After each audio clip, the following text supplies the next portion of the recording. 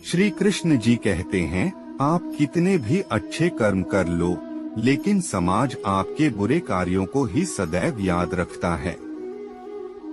इसलिए लोग क्या कहेंगे यह सोचने से बेहतर है कि आप अपना कर्म करें। जन्म लेने वाले के लिए मृत्यु उसी प्रकार निश्चित है जितना कि मरने वाले के लिए जन्म लेना, इसलिए इस विषय पर शोक मनाना व्यर्थ है।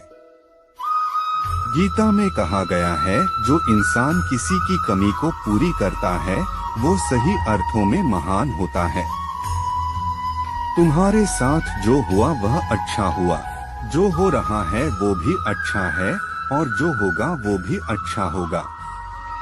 गीता के अनुसार जिंदगी में हम कितने सही हैं और कितने गलत हैं यह केवल दो लोग जानते हैं, एक परमात्मा और दूसरी हमारी अंतरात्मा।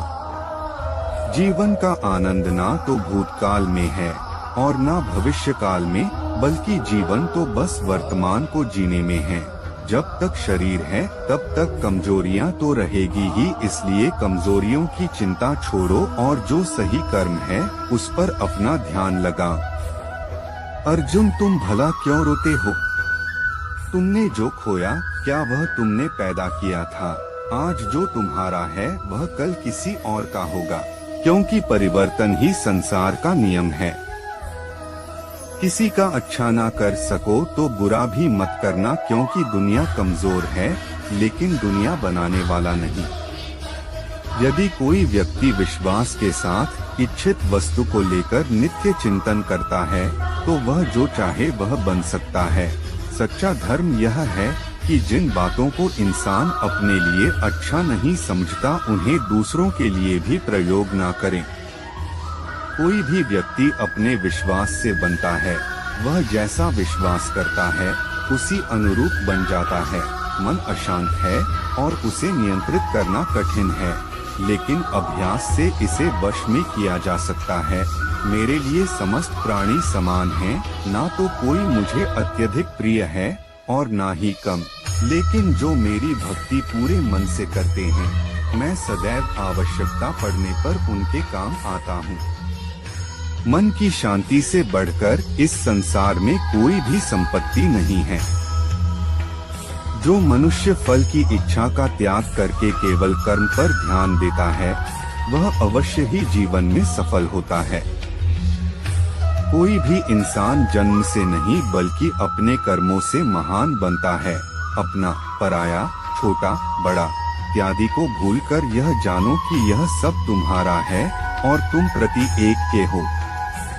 बिना फल की कामनाएं ही सच्चा कर्म है। ईश्वर चरण में हो समर्पण वही केवल धर्म है। जो व्यक्ति क्रोध करता है उसके मन में भ्रम पैदा होता है, जिससे उसका बौद्धिक तर्क नष्ट हो जाता है और तभी व्यक्ति का धीरे धीरे पतन होने लगता है। गीता में लिखा है, जब इंसान की जरूरत बदल जाती है तब इंसान के बात करने का तरीका बदल जाता है। इस संपूर्ण संसार में अब कीर्ति मृत्यु से भी अधिक खराब होती है। सदैव संदेह करने वाले व्यक्ति के लिए प्रसन्नता ना इस लोक में है ना ही कहीं। जीवन में सफलता का ताला दो चाबियों से खुलता है, एक कठिन परिश्रम और दूसरा दृढ़ संकल्प। जो मन को नियंत्रित नहीं करते उनके लिए वह शत्रु के समान कार्य करता है। कठिन परिश्रम से बचने के लिए व्यक्ति को भाग्य और ईश्वर की इच्छा जैसे बहानों के बजाय चुनौतियों का सामना करना चाहिए। गीता में कहा गया है, कोई भी अपने कर्म से भाग नहीं सकता, कर्म का फल तो भुगतना ही पड़ता है। मनुष्य को अपने कर्मों के अच्छे और बुरे फल के विषय में सदैव सोचकर चिंताग्रस्त नहीं होना चाहिए। मनुष्य अपने विश्वास से निर्मित होता है, जैसा वह विश्वास करता है वैसा वह बन जाता है।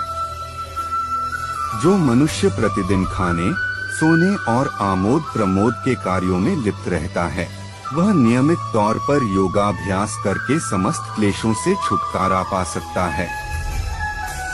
जब इंसान अपने काम में आनंद खोज लेते हैं तब वे पूर्णता प्राप्त करते हैं। श्रीमद् भागवत गीता का मुख्य उद्देश्य मानव कल्याण करना है, इसलिए प्रत्येक मनुष्य को सदैव मानव कल्याण की ओर अग्रसर रहना चाहिए। माफ करना और शांत रहना सीखिए, ऐसी ताकत बन जाओगे कि पहाड़ भी रास्ता देंगे। व्यक्ति को अपनी इंद्रियों को वश में रखने के लिए बुद्धि और मन को नियंत्रित रखना होगा। जो होने वाला है वो होकर ही रहता है और जो नहीं होने वाला वह कभी नहीं होता। ऐसा निश्चय जिनकी बुद्धि में होता है उन्हें चिंता कभी नहीं सताती है। किसी भी व्यक्ति को ना तो समय से पहले और ना ही भाग्य से अधिक कुछ मिलता है, लेकिन उसे सदैव पाने के लिए प्रयत्नशील रहना चाहिए। इंसान हमेशा अपने भाग्य को कोसता है, यह जानते हुए भी कि भाग्य से भी ऊंचा उसका कर्म है जिसके स्वयं के हाथों में है। व्यक्ति को आत्मज्ञान के माध्यम से संदेह रूपी अज्ञानता को समाप्त करना चाहिए। मैं उन्हें ज्ञान देता हूँ जो सदा मुझसे जुड़े रहते हैं और जो मुझसे प्रेम करते हैं। सत्य कभी दावा नहीं करता कि मैं सत्य हूँ, लेकिन झूठ हमेशा दावा करता है कि सिर्फ मैं ही सत्य हूँ। परिवर्तन संसार का नियम है। समय के साथ संसार में हर चीज परिवर्तन के नियम का पालन करती है। हालांकि मैं भूत, भविष्य और वर्तमान काल के तीनों जीवों को जानता हूँ, लेकिन मुझे वास्तव में कोई नहीं जानता है। संयम, सदाचार, स्नेह एवं सेवा ये गुण सत्संग के बिना नहीं आते। मनुष्य जिस रूप में ईश्वर को याद करता है, ईश्वर भी उसे उसी रूप में दर्शन देते हैं। अपने कर्तव्य का पालन करना ही प्रकृति द्वारा निर्धारित किया हुआ हो, वह कोई पास नहीं है। सज्जन व्यक्तियों को सदैव अच्छा व्यवहार करना चाहिए, क्योंकि इन्हीं के पद चिन्हों पर सामान्य व्यक्ति अपने रास्ते चुनता है। बुद्धिमान को अपनी चेतना को